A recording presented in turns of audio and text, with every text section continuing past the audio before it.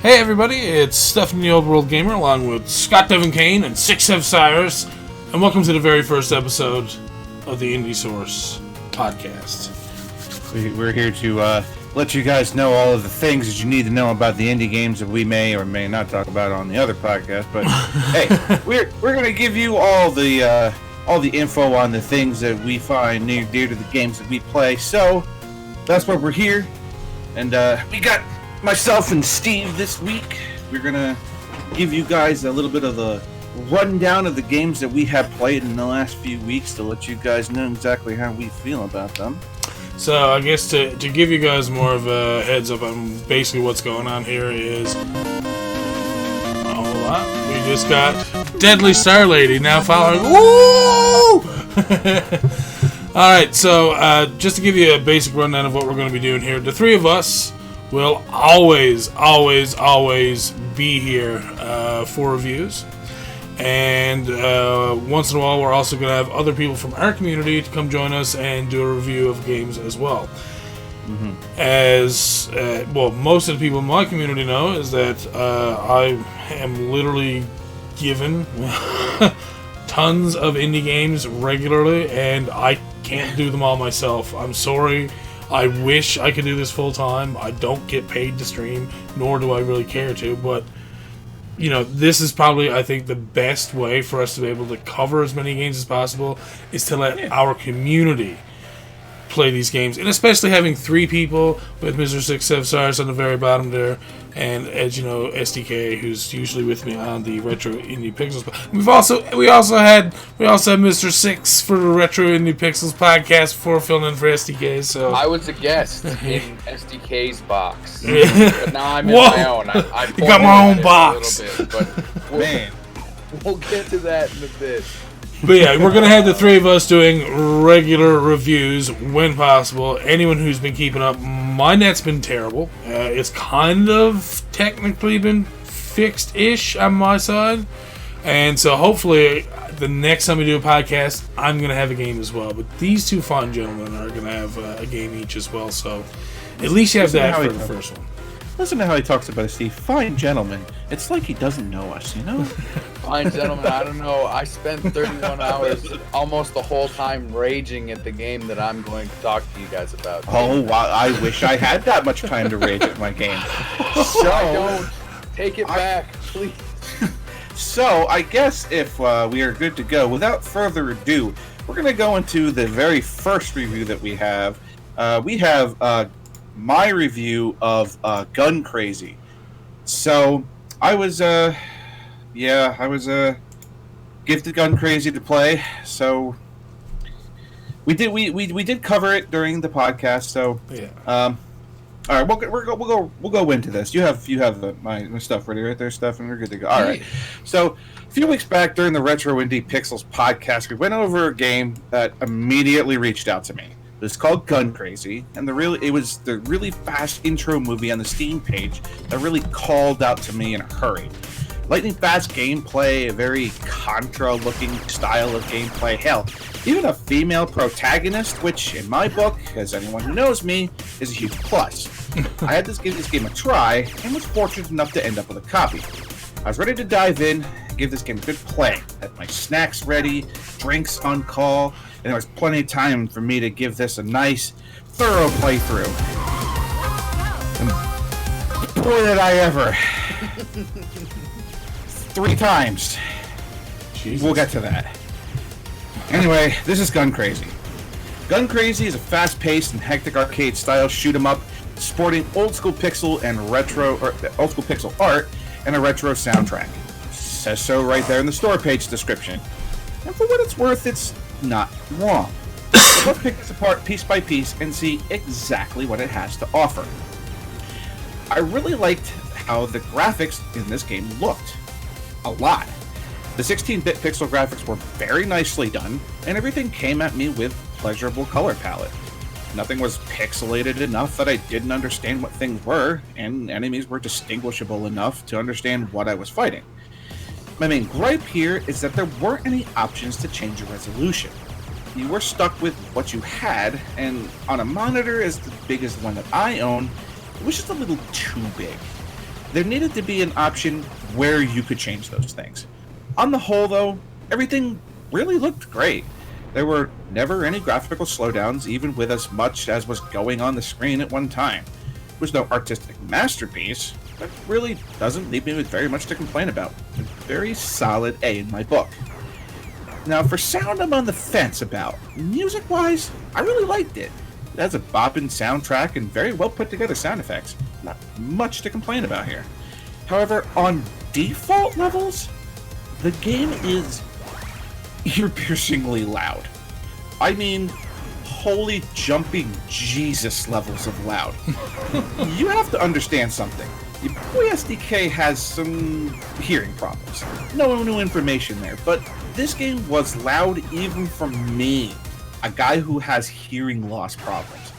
I can't even imagine how ear-splittingly loud this must have been for anyone else playing this game for the first time. Thankfully, there are options to lower the level of volume, and that's good. But there's a catch here, and I'll get to that in a minute.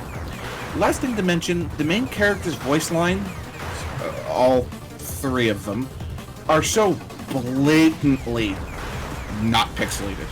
It's like trying to throw Mario's voice from Mario Odyssey into the NES Mario Brothers.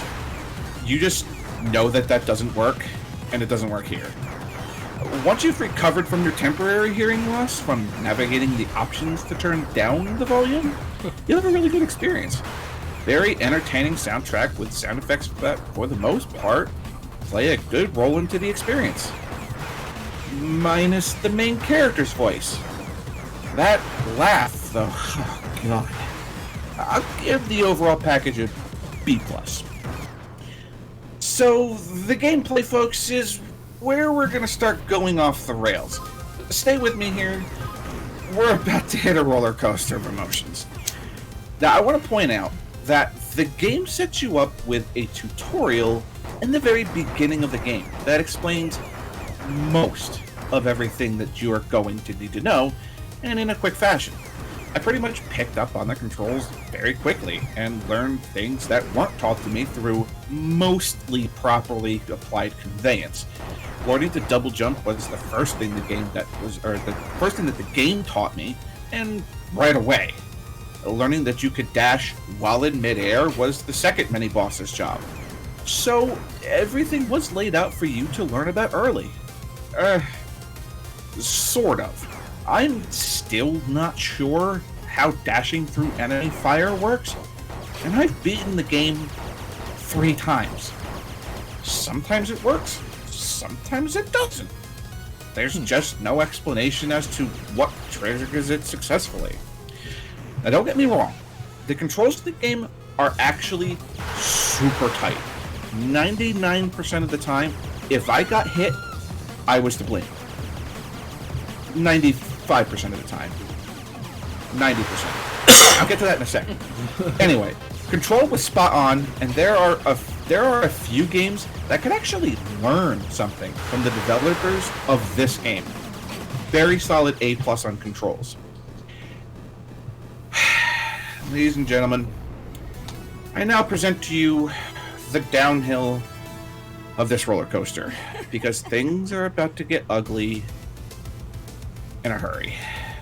The controls were great, yeah, but the actual gameplay experience left a lot to be desired. Bosses many times had absolutely no predictable patterns, and sometimes caused you to take hits simply because you had no idea what was coming at you. This may be a staple of Contra-like 2D shoot-em-ups, but there's actually a small level of forgiveness or some sort of warning. Not so here. Bosses will oftentimes just do things because they want to. And while they are on a pattern and can be learned, the first time around, you're going to be very cheaply killed over and over with mechanics that are just simply looking random. And like I said, they can be learned and they can be avoided, but that's for a second playthrough. There should be some way for you to be able to see these attacks coming in these sort of games, even if it's brief. But enough about bosses. While I enjoyed playing through levels, gunning and running and going my way through robotic forces, hindsight's given me the clarity to understand that I was almost never challenged when facing normal enemies. Everything, almost always, came at you from the front, and when they did come from behind, they were so painfully slow that you could almost never get hit. There just wasn't a challenge to be had outside of mini-bosses and the bosses themselves. And then there's the power-ups, which are insanely powerful, especially the red power-up. Bosses are dispatched with ease if you're ever able to come across one carried to a boss, and most of the times, power-ups are right before them. So on anything but a first playthrough, you really won't be challenged by bosses either. One other thing to mention. Remember how I told you how the options had that merciful options of turning the sound down? You want to know what the other options are? The OK button. What? The option screens are, and I quote, turn down the music, turn down the sound effects, and OK. That's it. Wow. No remapping of your controls, no resolution options, graphic options, windowed or borderless, nothing. This might be a small gripe, but these are things that should absolutely be In most games, yeah. Overall, I like the game, but after giving it a fine-tooth comb, there just wasn't enough substance for me to want to come back again. Fun, but just not enough. C grade. So, there's a reason why I left discussing the story of the game until now, when normally I cover this sort of stuff in the beginning. Story's important, right? So, where do I start with the story of Gun Crazy? No, seriously. Where do I start? Because your guess is as good as mine. Because flat out, there isn't one. At all. You're placed into this game with no intro, no idea, no purpose, no nothing. All you understand about the main character is that she's a cop, I guess, because she comes out of a cop car. Other than that, you have zero idea of what's going on. Why is she here? Where did the guns come from? Who are these bad guys? Where are we? What in the blue fucking hell is the character's name? None of this is explained. And honestly, other games of this sort of the genre are guilty of this, but at least Contra had an instruction manual which explained a little bit. There's nothing here. I don't know why I'm doing this, who I'm against, and zero to little purpose. Yeah, I know, this is a run and gun shoot 'em up, but at least give me something to fight for, even if it's a little bit. I know I may be grasping at straws in a genre which really doesn't provide much, but I'm gonna be forced to go back to Contra when it comes to these sort of games. Even with a humble beginning, it's been fleshed out into a series that's had a lot of twists and turns for Bill Reiser and company. Mm-hmm. Even in games where he doesn't star, he sometimes gets a mention, which it says a lot about the series. There's literally nothing of this in this game. Story's important to me, and this leaves me completely void of anything purposeful at all. Forced to give that an F. Oh boy, okay. So we're going to talk about the replayability of this game. And for even as much as I gripe about the story, this is where everything falls apart. This may be a little experience in the subject matter, but for this game, as much as I enjoyed its tight controls and wonderful graphics, this game is just painfully easy. I mentioned how powerful the power-ups can be, and honestly take everything out of the game. I'm sorry for mentioning Contra again, but for as powerful as some of their weapons can be, they don't create trivial difficulty. My first playthrough of this game, even while learning the bosses and dying to their cheap mechanics, took me a whopping 25 minutes. 25 minutes. And the ending of the game is a damned joke. Congratulations, 15 seconds of credits, and then unceremoniously thrown back to the title screen. I expected a better ending if I got through the game faster or without continuing. Nothing. Zero. Every single time, just congratulations and the title screen. This is completely unacceptable, especially for a game that was successfully kick-started.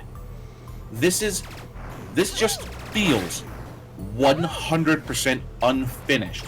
And there's portions of the Kickstarter that don't even appear in the game.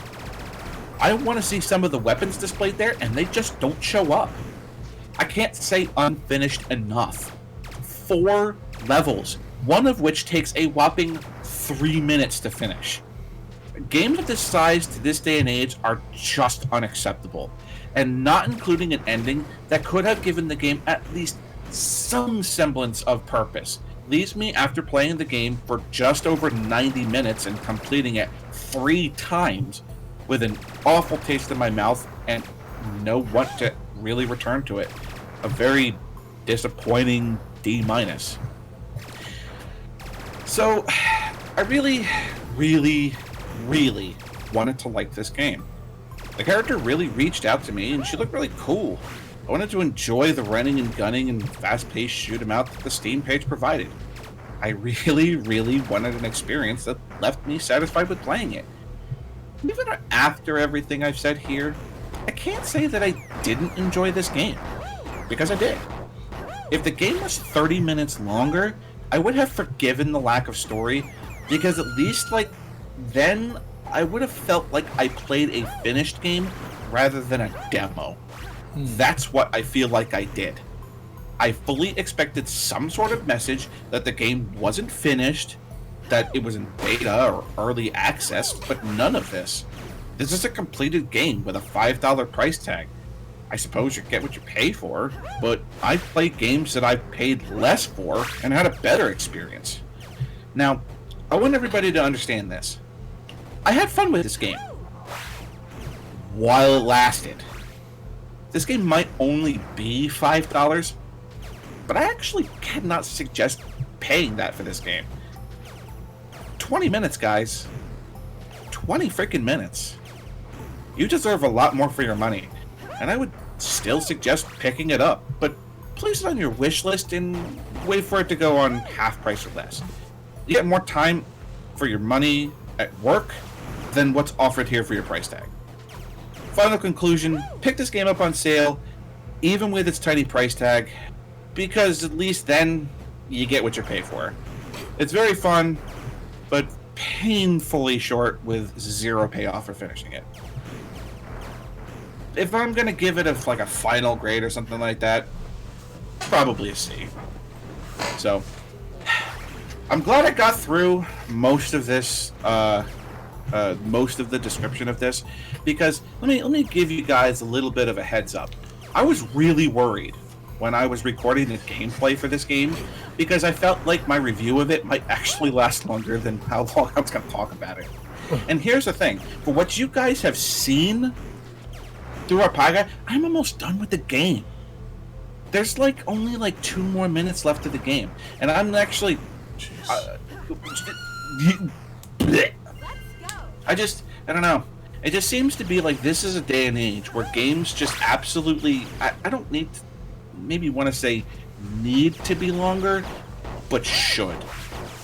You know what I'm saying? Mm-hmm. So it's just, I really enjoyed the game. I would have really enjoyed another hour of it, is what I'm basically, at this point, I would have forgiven the game if I just would have known what her freaking name was. I mean, there's just literally nothing there, so... No, my only question is, the developer, is this their first game, or have they made other games beforehand, or...? I actually not sure. I'm pretty sure the answer is no. Because I seem to remember, asking this question before, and saying no, that this was, their first game, and But I can take a real quick look at that to make sure. Yes. Because if it's a first game, then okay, I can understand some of the issues there. Being the first time. But if this is the first time that this person made a game, I mean, damn, it looks good. I'm not gonna lie about that. It looks like it is fun. But I agree. Like if that's the case, like I think it was the second level where you were basically in one room playing Buster Bros or Pang. Right. Yeah. I mean, like that was a pretty short round, and you were literally playing Pang, like just shooting it is bubbles. not their first game. Oh boy, they have 9 games. Oh wow, what? They have 9 games. So, especially since like I would want to say that this is probably one of the newer games released November, August 17th. Yeah, this is. Oh no, I'm sorry. Oh wow. You know what else they published, Stefan? What's that? Siberian, the time traveling warrior. Oh yeah, that's true. Yeah. I know the. But no, this is not their first game. 2018, 2019. This is their most recently published game, and it does look really nice. I'll give it that for sure. The game does look beautiful. Like I said, the game for what it's worth is like it was fun, but I just wanted more. I wanted more of the game, and at least like just even if it's like 20 seconds of the beginning, it's like, hey, my name is blah blah blah. I work in the blah blah police department. These robots are out of control and they're ripping apart our city. I should go and take them out and serve justice. At least then, it would have been like, oh, all right. At least I know what I'm doing. Yeah. That very little of just saying who the character is, why we're going through this, that's important. Even if it's, like I said, even if it's only a 15-second intro. And by the way, I'm done with the game. Yeah. If you're looking at the movie over here, I actually finished the entire game in the length of which I'm talking about it. Oh, you wanna see what the screen for winning is? Pop. There's the. Thanks for playing. Yeah. So, again, like I said, it is definitely worth playing. It's definitely worth playing because I very much enjoyed the game. I just wanted to play more. That's like my big gripe. More of the game and just tack a 15-second intro. It's like, hey, my name is blah blah blah and from the blah blah blah police department. That's what's up. Like the stuff that I've already said here. It also looks very, very easy. That was the problem that I had with it. I don't want to say that I'm an expert of these sort of games, but I played my heavy fair share of Contra. Like, oh boy, played a lot. I was even considering at one point, like, trying to go through and seeing, doing the research on playing Contra Deathless, and trying to speedrun that. And then I realized exactly how good these guys were, and I was like, you know what? I'm just going to let them do this. But I'm not being angry, Lanks. That, where it's like, hey, we finished the game in 11 minutes, and I'm like, huh. And Scott's like, why 20 minutes? I'm like, huh. All right, sure. But again, I would suggest actually picking up the game. It's on sale right now for $2.49 American. So I would say now's the perfect time. If you want to go check this game out, now's the time to do it. Because it's on sale, And I hate the fact that I have to say that like $5 isn't worth the price of admission. Because it's only $5. But at the same time, this isn't this developer's first game. And for as much fun as I've had with the game, if you go through their rating scores, it's their lowest rated game. And look at how nice it looks, though. Yeah. Just visually, like I said, like the graphics, the gameplay, and its control are its good points. They almost need to do an update to include more levels or something, or to right. And you know what? If they were like, here's 99 cents, you get an intro and you get 4 more levels, I would pay the fuck out of that. Absolutely. 99 cents, 4 more levels. Yep. Extra buck for your DLC. Yep, absolutely. So there's an idea for you guys. Mr. Six, how you feeling about this? I haven't had much to say because, I mean, it still looks like a fun game. I don't know why the dev didn't complete it. I'm very confused about the product that's in front of me. That's about all I have to offer for this one. I want to keep letting Scott talk about it because I think he's doing the preaching.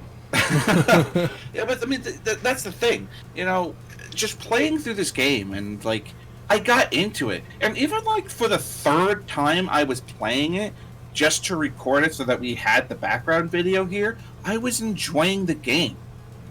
And that's what, like, it pains me to have to, like, give it the review that I've given it, because I really like it.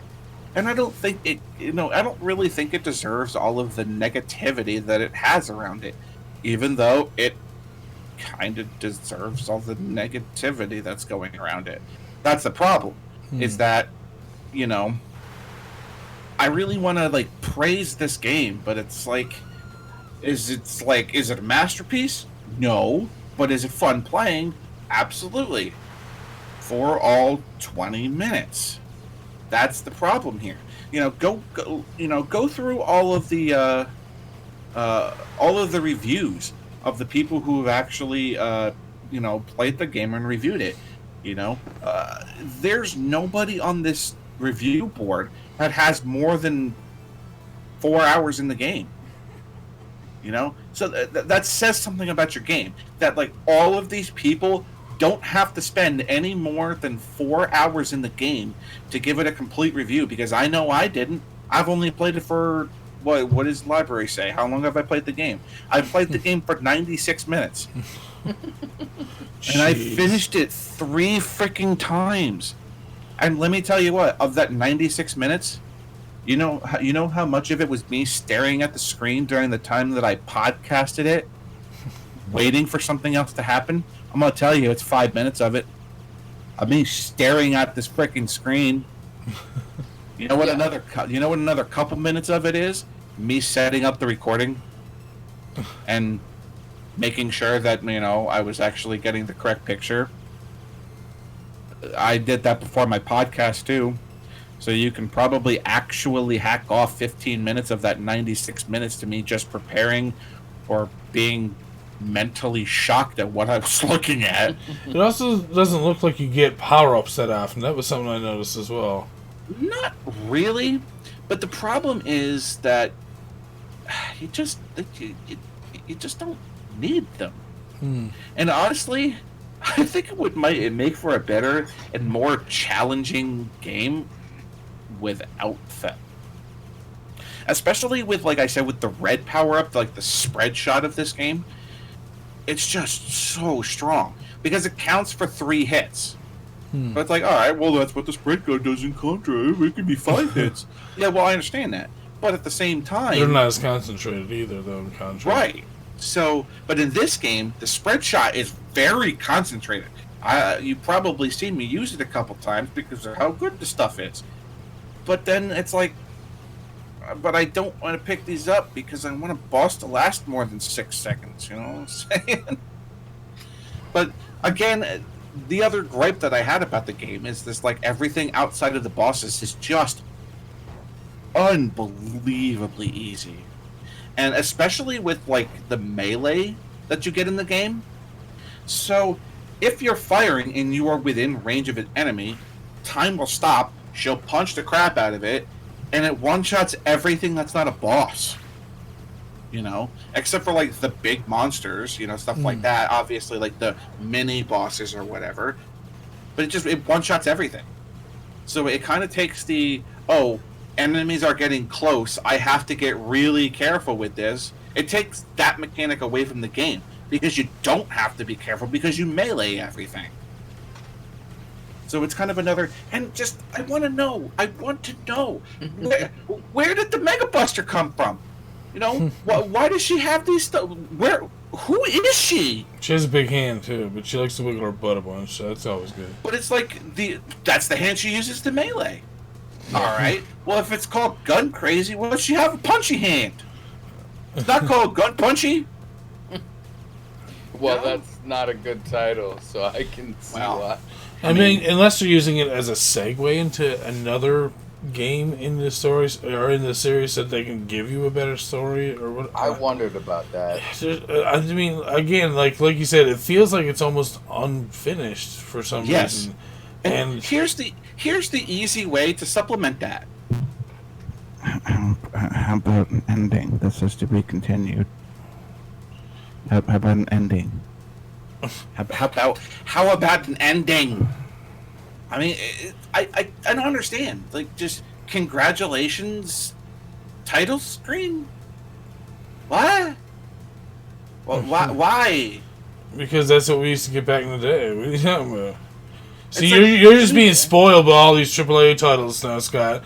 You're giving you like these big juicy endings and all these like CGI things. You don't have any more congratulations or winner is you or something like that. Come on, man. Right. Well, we're also in a day and age where this even like just the same thing as the intro that I said, where it's just like, hey, I'm blah blah blah of the blah blah blah police department, blah blah blah. Okay. That took 15 seconds. Why not a 15-second outro? Be like, yeah, I did my job. Time to go home and drink some beers or hang out with the boys or whatever. Whatever. 15 seconds, 10 seconds, anything. The ending of Contra was just like, you defeated the Red Skull and blah, blah, blah. But alien, to be continued. I mean, it didn't say that, but at least it gave you some sort of ending. Well, it also had some kind of story there as well. Right. Because, at the end of it, they knew that they planned on continuing with the game. So if there's something else to be had with Gun Crazy, at least hint at the fact that it's like, oh, hey, if I put a 15-second ending to this game and basically say, oh, the job's not done, but I'll be back, at least that gives me the heads up to say, oh, maybe I should keep my eyes open for this company and see when the future or when the sequel's coming. At least that way, it can be like, there might be more to this game. Maybe they'll explain more to it. Maybe they'll, solve the problems that I have with the game with no story, no character name. Where did the gun come from? All that sort of stuff. At least that way it could be like, hey, some answers to some questions. Okay, cool. At the very least, out of all the things that I want to gripe about the most about this game, I just wanted to know what my character's name was. I mean, that sounds silly. That sounds silly, doesn't it? I mean, going through all the process of making this game and whatnot, just name the character. That's all I want. Even if it's in your Steam description, for God's sakes.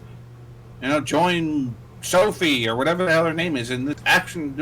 Okay, cool. At least I know that's what her name is. But there's nothing. And, as much as I want to sit here and tell you that, I don't play Contra for the story, well, guess who does? Guess who, the first time playing through Shattered Soldier and watched, Sophia die and be like, I'm a man. I'm not upset about, or Lucia, I'm sorry, I said Sophia.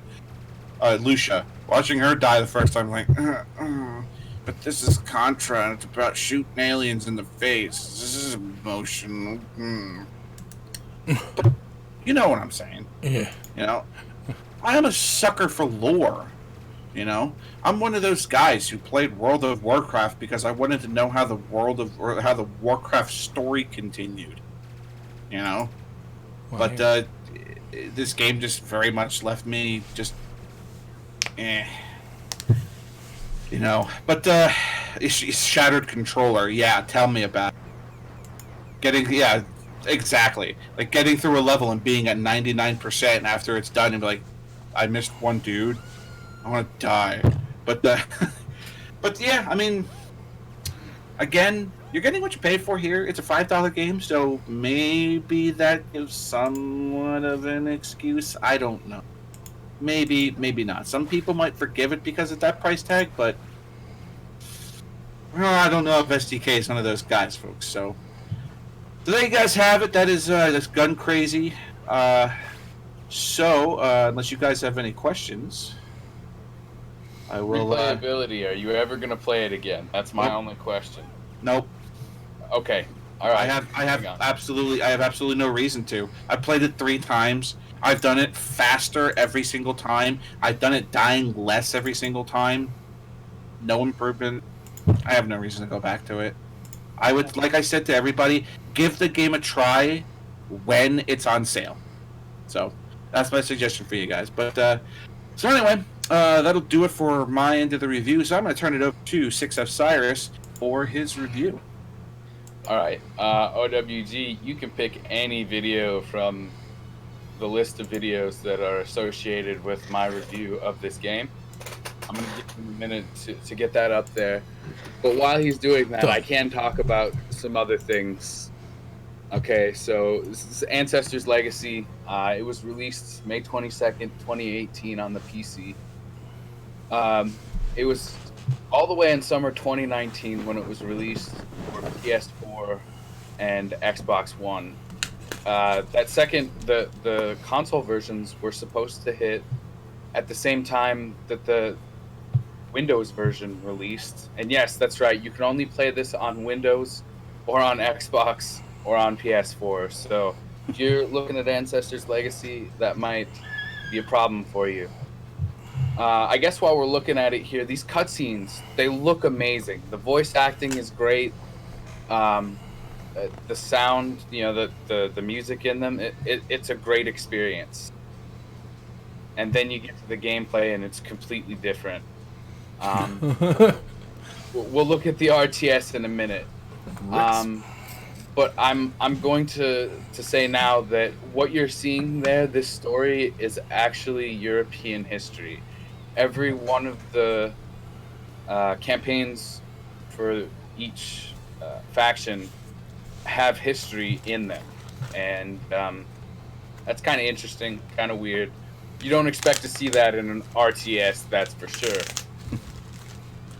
So I went and looked up how long it would take me to play this game. And I don't have the name of the website that I used at the moment, but I'm sure we'll talk about that again in another podcast real soon.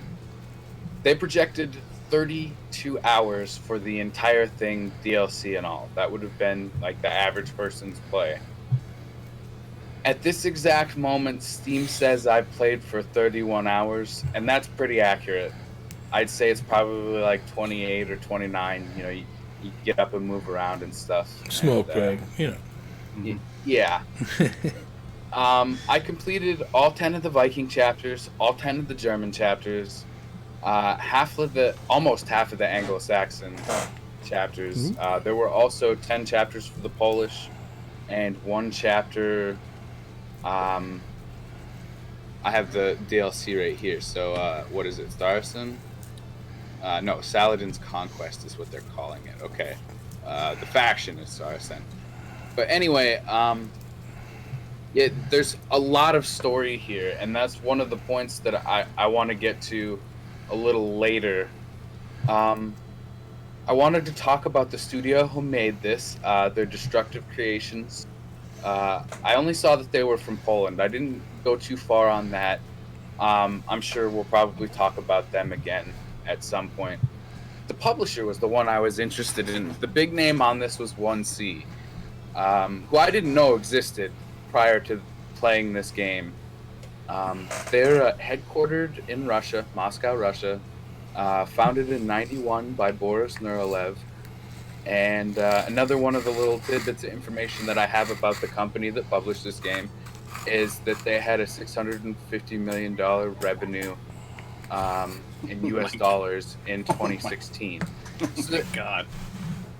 The people who published this make a lot of money, and when we come back and tie everything back together, at the very end, we're going to talk about that. Because I went to the store page while Scott was talking about Gun Crazy and how it was selling on Steam, and I can't believe how much this game is going for. We talked about the music. Well, if it's not during one of those cutscenes, there is no music.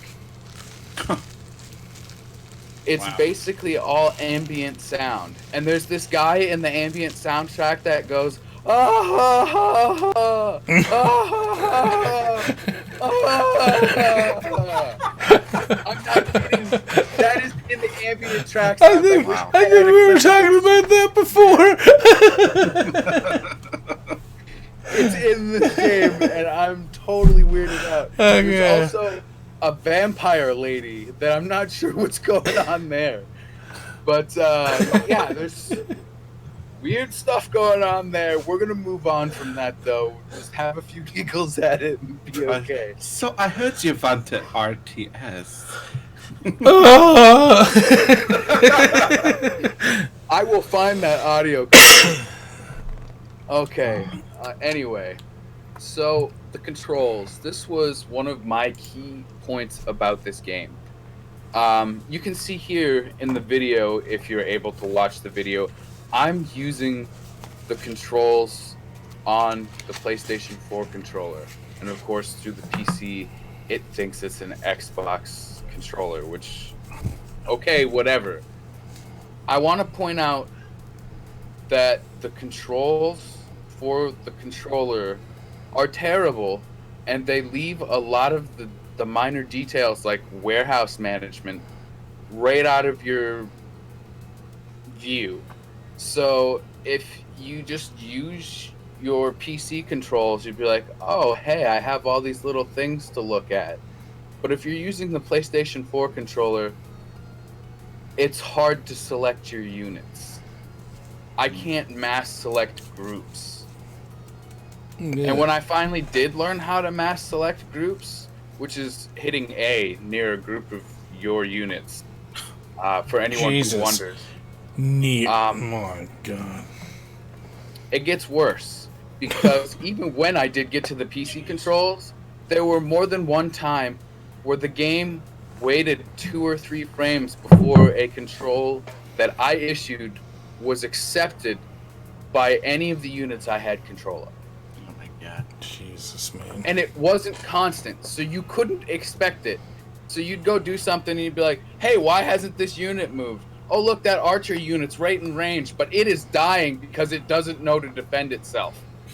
Which is another point that I'm going to talk about right here and right now. There are a lot of cases where there's, oh, look, there's units near here destroying something. No, I need a player to tell me that I have to do something. So there are a lot of frustrating points as far as that goes. But, like, if you can actually get into the battle mechanics and get into the way they want their RTS done, it can be fun. There were a lot of times where you just flank with the cavalry unit, and it just lays out a whole unit just almost instantaneously.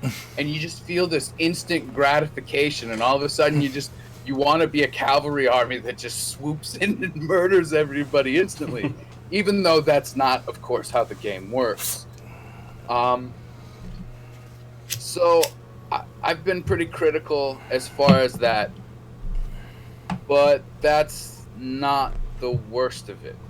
I had to play this on easy, and I acknowledge I'm not the best RTS player. I'm never going to. But yes, it does look cool, Deadly Star Lady. And while we're talking about how it looks before I get into my next thing, I do want to point out there is a mechanic that is specific to this game that allows you to zoom in and watch a battle on the ground level right next to it.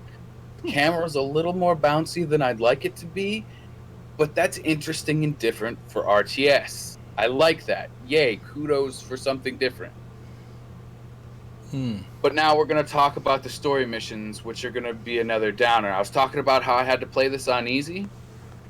We're going to talk specifically about one story mission, the end of the campaign, it's chapter 5, where I'm almost killing the target of the chapter. I've gone around and I've killed all the units around it with one unit, And then I bring my whole army over to kill this guy. And it's a laughing joke because obviously he has no one defending him and he's all by himself. So you have on that end where it's like that was too easy on easy. But then there were chapter 1 missions, the very beginning of that campaign, that were so hard they were almost undoable. Jesus. And there was no way to predict if it was going to be a difficulty spike or if it was going to be more of the same. When I was playing the Anglo-Saxons, there was something I had grown accustomed to with the other 2 factions I had played more, which was putting archery towers around your storehouses. You can't do that as the English, and I don't know why. Maybe it's just that story campaign because I didn't play the other one, but that's another thing. It's like you gave me this and then you take it away in another campaign. I don't know what the base concept of the game is supposed to be. Did they try to make it like the gameplay linear? What the hell? Linear and dynamic. One moment. We just mute out this ad that's coming on a recorded video. That's strange. That's no fun. The worst part is that there's 2 of them. But anyways. There are some nice things. When you do have some of those difficult chapters, there are checkpoints. And usually if you get to a checkpoint, it's enough to start off from. So if you don't get completely frustrated, you can keep going. But if you don't understand what's going wrong, like I did in one instance, and got lucky and just beat the chapter because I got lucky, Haven't learned anything. Exactly. I'm very frustrated because there's this wall here and I didn't learn how to beat it. I got lucky. There's even more that's bad about this game. It has a multiplayer mode. But guess what? The matchmaking is broken. I learned this third hand from a viewer who came into my chat and was asking me, what's the matchmaking like? And explained that when they played it last, it was garbage. So that's one thing I was thinking of Warcraft 3 recently, that they won't supply multiplayer, and in this case RTS multiplayer is terrible. What is it about people not wanting to let people play RTS multiplayer? I don't know, man. That's super disappointing to know about Warcraft 3 and now this. It's like, I wanted this to be a better game than it was. And I can't say the gameplay is bad. I want to say how they wanted you to perceive it and some of the things you were supposed to do. One thing in specific, the last chapter that I played before I stopped playing the game, there was one especially difficult thing for me to understand, and they wanted me to capture these catapults. So I'm like, okay, I will take my units and put them near the catapults. That didn't work. I was like, okay, is there some interaction I'm supposed to do? There is no interaction. Like, okay, so what if I put build catapults next to these catapults? Nothing happens. And so there's just this sub-point to the mission that you don't even care about, even though they want you to care about it. I don't know what they did to this game or why they did it the way they did. But we'll go to one final point as to how confusing and just disarrayed the game was. There was a level 5 enemy in one of the chapters I played that didn't start off full health. Okay? It had level 2 armor, which is the max level armor. And I kept attacking it, thinking, okay, yeah, eventually I'm gonna beat this. There's no way this unit survives forever. And in this one mission, in this one spot, there's one unit you can never kill. It'll just heal back to its half unit, half fully healed battalion or whatever. It's 5 out of 10. And you could literally just infinitely fight that enemy and never defeat it. Huh.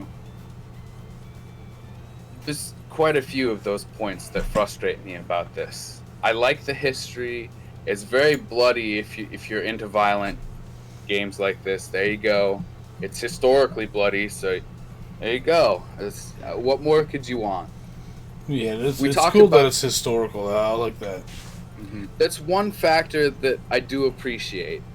But then we were talking about the music and the voice acting. Those are things that could have been better with this for sure. And then I thought about this as I was writing up my review. What if you only had half the chapters in this game? I.e., you saved one of those campaigns for each faction for another game. And then you could update your multiplayer stuff and make it better or fix whatever's wrong.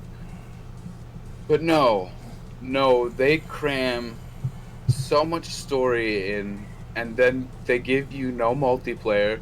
But I did forget to mention there is a free play mode where you can play against the AI on certain maps, which you'd expect in a game like this. But that's not as fun as playing against people, that's for sure. Yep. Another one of my final thoughts is if you are going to play this game, and I hope some RTS players out there pick up this game and say how they feel, because it's important. Don't use that PS4 controller. Don't play it on a console. Play it on a PC with keyboard and mouse. Read the manual. Yes, there's a manual for this game right in the front menu. And if you don't read it, you might be worse off for it. And it'll also kind of tell you what to expect in some of the story of the campaigns. So that's kind of alright. Again, I'm going to say maybe I'm just bad at RTS, but I did a lot of talking about the difficulty and the confusing nature of this game. And I really want to drive home that if you want new people to play your genre, the genre that you're supporting with your game here in this case, don't make it difficult and confusing, and don't make it change so much that they don't know what's going on. This is going to scare new RTS players away. Why do you want to scare new RTS players away when you know you can have awesome esports tournaments with this genre of games? So frustrating. And of course, we were talking about the multiplayer aspect. This game doesn't even give rise to that. It just says outright no. So it's not going to draw in new players. It's not going to draw in the people that play this genre for thousands of hours. What is this game doing here, and why? The base game, right now, you can buy it on Steam for $35. The complete edition is $46. Jeez. And that's 22% off. Huh. Wow. Oh, What? wow. Man. Man. I understand. I wasn't looking for the digital art book or the digital soundtrack, but I was looking forward to possibly playing the DLC with this game at one point. Actually, at this point, I'm glad I didn't. They want $11 for one chapter of content. One chapter? Jeez. Holy crap. I'm going to scroll down this page a little further. Wait, where was it? No, it was right here. I'm going to scroll back up. Remember how we were talking about 1C? Mm-hmm. On this page, on the store page for Ancestor's Legacy, there's a 1C entertainment anthology that you can buy for 16% off, which is $907.69. Do you remember how we were talking about this game company making a lot of money and it seeming strange? Here's more of that. Oh my god. So, that's the thing. For all we know, this could be a high-end RTS game in Russia somewhere where they love this stuff, right? I mean, again, like you said, you don't you're not a super RTS player or anything like that, and by no means am I. That's the reason why I'm not playing it, because I've never been good. Every time I've ever tried to play fucking Command and Conquer, I would get to like one mission where it's just like, oh yeah, by the way, everything you just learned, yeah, throw out the window, there's nothing here new to learn. It's like, wait, what do you mean? It's like, yeah, you're gonna lose now, you can never win. That's exactly how it went every time for me, and I don't know why. So, I don't know, maybe I was just terrible, I don't know. In a game called Dark Planet, The Battle for Naturalists, very old, very obscure RTS. I'd get to a certain point in each faction where I didn't understand what was going on, which again goes back to that point. This genre is super niche, and you're trying to exclude people from the niche. What is going on? Wow. Oh my god. And I'm just looking at this bundle myself, and for a lot of this, there's a lot, for what it's worth, there's a lot of games in this bundle. But the problem is that there's so much DLC in this bundle, and there's actually some soundtracks in it too.